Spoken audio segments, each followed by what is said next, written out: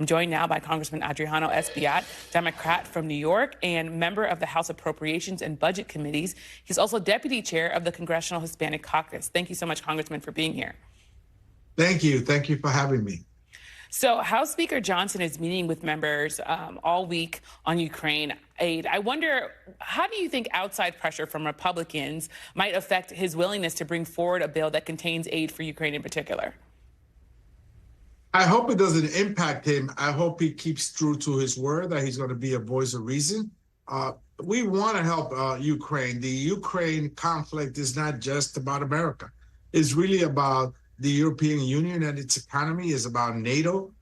It's about the U.S. economies in many ways, because if you have a collapse or a meltdown of the European economy, it will impact the U.S. economy as well.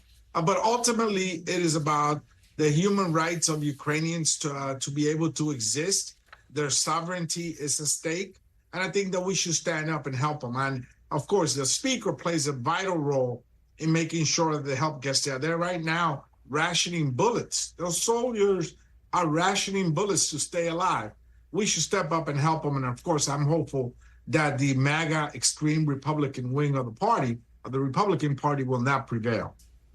I also, Congressman, want to ask you about Israel. The recent strike that killed 7 World Central Kitchen aid workers has really highlighted divisions among your own party, Democrats, on U.S. military aid to Israel. Where do you stand on this issue? And in particular, do you believe that there should be conditions put on Israel to get more aid?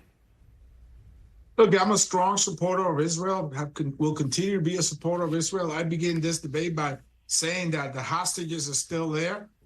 Some of them are U.S. citizens. We want them back, but we also got to fight for peace.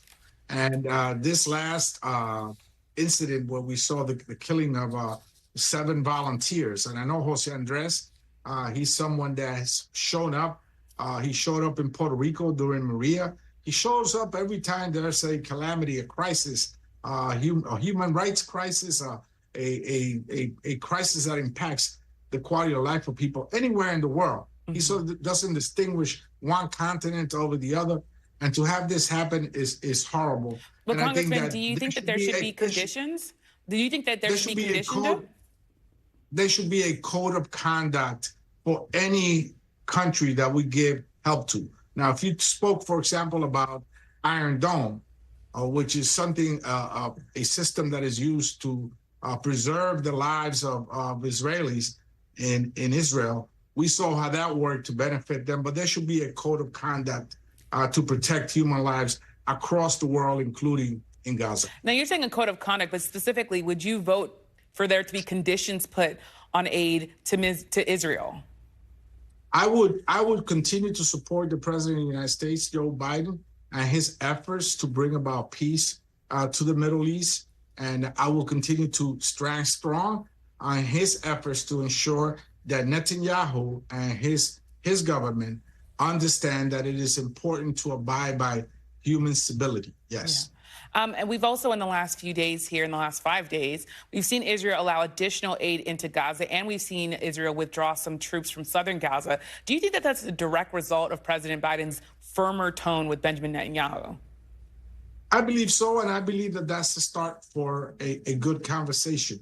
But there must be another component to that as well, and that is the hostages. And we saw grave mobilization in Israel just recently. Israeli citizens in the streets saying that they want those hostages back home, and that they must be front and center in any negotiations that is being conducted right now. The other component, I think, is that there's clearly Hamas is a horrible terrorist organization. And we have to, the world has to take a stand on this issue, because I think we cannot continue to move forward in peace, either in the Middle East or other parts of the world. We saw what happened even in Russia with organizations like Hamas under command. Yeah. The Biden administration, I want to turn to another issue here, of course. The Biden administration announced an extension of work permits for certain categories of immigrants. You advocated last year for work permits for some groups of immigrants. Are you happy with the administration's progress on this issue? And do you wish the White House maybe even moved a little faster here? Well, I think very often we get into an immigration debate that's very sophisticated and complicated, right? But a work permit is a simple concept, right? We're not even talking here about a pathway to citizenship or temporary protective status for that matter, or anything else. Some the other components of the immigration debate. A simple concept, a work permit, so someone could leave their house in peace, know that they're going to get back home and they're going to provide for their families. They're not going to be a load on government, and they will help the economy. In fact, the Congressional Budget Office just revealed that the immigration dynamic will help the economy by $1 trillion in the next 10 years. So immigration is still very much synonymous with good economics. And I think that we should look at it that way. And let's start just with a simple concept, a work permit. Yeah. I also want to ask you about, because there's so much that Congress is going on and dealing with, if Speaker Johnson were to deal with a possible motion to vacate, would you vote to keep him in his job as a Democrat? I will vote for Hakeem Jeffries for Speaker. I think that he is someone that Speaker Johnson should have a conversation with.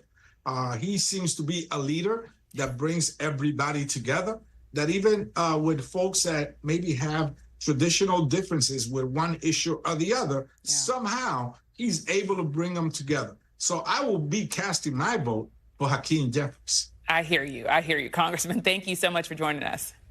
Thanks for watching. Stay updated about breaking news and top stories on the NBC News app or follow us on social media.